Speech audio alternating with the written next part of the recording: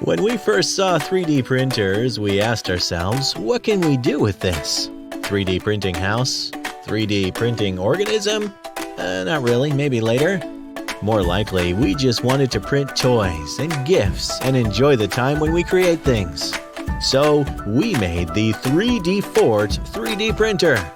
We tried our best to make it affordable, easy to use, and most importantly, for the 3D printer to be a part of your life.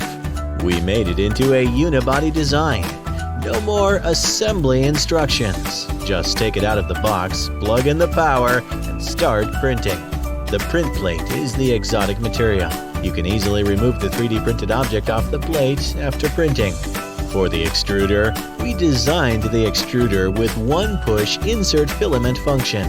Just push the clamp and insert or remove the filament easily. Lego is the milestone of toy design, so we made our case compatible with Lego blocks. Also, you can 3D print your own Lego block if you like.